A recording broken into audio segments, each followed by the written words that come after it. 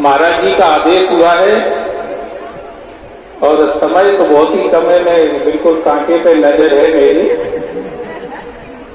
मैं जैसे ही यहाँ आया और मैं आप सबको देख रहा था तो मेरे मन में एकदम एक ही विचार आया कि पानी का समंदर अगर देखना हो तो 1000-2000 किलोमीटर चल के जाना पड़ेगा, पर पब्लिक का समंदर अगर देखना हो तो हमारे श्रद्धेय महाराज जी की कथा में आ जाइए, आपको वहां पर पब्लिक का समंदर देखने को मिल जाएगा जो हम लोग यहाँ पर देख रहे हैं।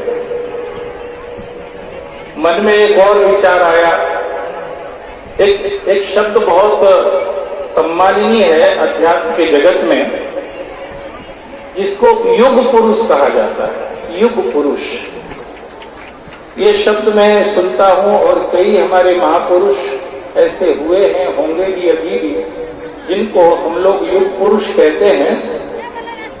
पर अगर युग पुरुष का साकार रूप इस समय कहीं देखने में आता है, आत्मा कहती है कि ये युग पुरुष हैं, तो वो हमारे श्रद्धेय प्रदीप मिश्रा जी हैं। ये कितना बड़ा जन फैलाव मैं देख रहा हूं। अभी मैं आ रहा था तो सड़क पे भी लोग बैठे हुए नीचे सड़क पे, आवाज महाराज श्री की यहाँ से जा रही है और वो सड़क पे बैठे बैठे ऐसे मगन हो रहे हैं। मैं देख के आश्चर्य कर रहा था कि मैं कमरे में बंद होके बैठता हूं कि थोड़ी देर समाधि लगा लूं, पर वहां मेरी वैसी समाधि नहीं लग पाती है। अकेला बैठता हूं कमरे में तब भी, जैसी महाराज श्री की वाणी का श्रवण करके, ये मधुर वाणी, ये हृदय स्पर्शी वाणी को सुन करके सड़क पर भीड़ में बैठे हुए लोग समाधिस्थ हो रहे हैं।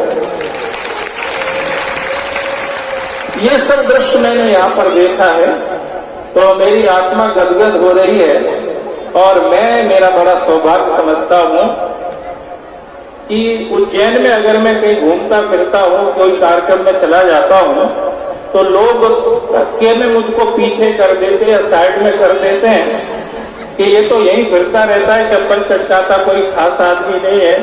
पर आज महाराज श्री ने हमको अपने मंच पर इतना सम्मान दे करके, ऐसा स्थान दे करके जो गौरव मुझे प्रदान किया है, उसके लिए महाराज श्री को मैं बहुत बहुत धन्यवाद देता हूँ, बहुत बहुत साधुवाद देता हूँ।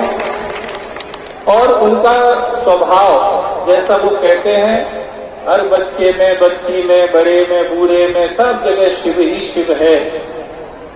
हर घट मेरा साइया सोनी सेज न कोय, पर बलिहारी बा घट की जा घट प्रगट होए। निश्चित रूप से शिव सबके अंदर समाया हुआ है। अगर शिव ना होता तो सब होता ही कैसे।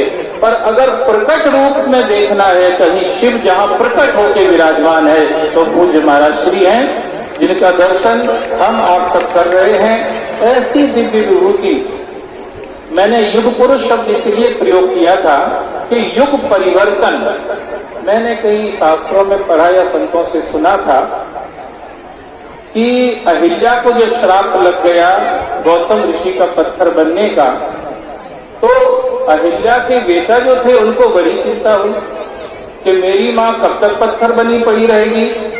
बोले जब त्रेता आएगा तब राम जी का अवतार होगा और उससे राम जी के चरण रज स्पर्श से तुम्हारी माँ का उद्धार होगा। तो सदानंद जी जो बेटे थे अहिल्या के, उन्होंने पूछा कि त्रेता कब आएगा। बोले अभी तो सतयुग चल रहा है, फिर दूसरे नंबर पे द्वापर आएगा, फिर तीसरे नंबर पे त्रेता आएगा। बोले ये तो बहुत ज्यादा लंबा समय हो जाएगा, क्या इसमें फेरबदल नहीं हो सकता है। बोले सब कुछ हो सकता है, तप से अगम न कछु संसारा, तपस्या से सब कुछ संभव हो सकता है।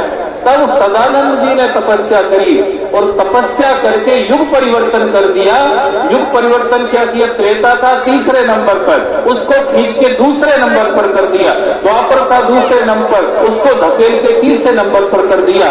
वो जो कथा हम सुनते हैं, पढ़ते हैं कि युग परिवर्तन किया था सदानंद जी महाराज ने।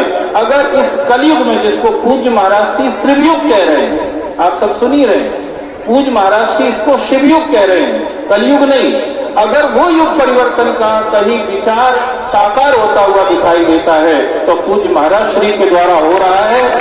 सिर्फ भारतवर्ष में नहीं, सारी दुनिया के के अंदर अगर शिव भक्ति की लहर तरंग पैदा हुई है, ये लोग जो शायद ही कभी मंदिर जाते थे, कभी भगवान के सामने प्रणाम करते थे, कभी फूल पापड़ी चढ़ाते थे, आज नतमस्तक हो रहे हैं, मंदिरों में जा रहे हैं, भगवान शिव भी आनंदित हो रहे हैं। और हमें लगता है अंग्रेजी में बोलते होंगे कभी कभार, तो महाराज जी के कान में जरूर आवाज आती होगी, थैंक यू वेरी मच, तुमने मेरी भक्ति का जो ये सैलाब उमाड़ दिया है सारे संसार के अंदर, इसके लिए आपको बहुत बहुत धन्यवाद देता हूँ।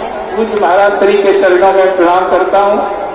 मुझे लगता है समय की मर्यादा का ध्यान रखना चाहिए, क्योंकि हम कथाकार हैं, माइक से चिपक जाते तो मुश्किल ही पड़ता है छोड़ना, इसलिए मैं बहुत बहुत धन्यवाद देता हूँ। महाराज श्री ने मुझे शब्दों के माध्यम से उनके चरणों की और आप सबकी सेवा करने का सौभाग्य प्रदान किया।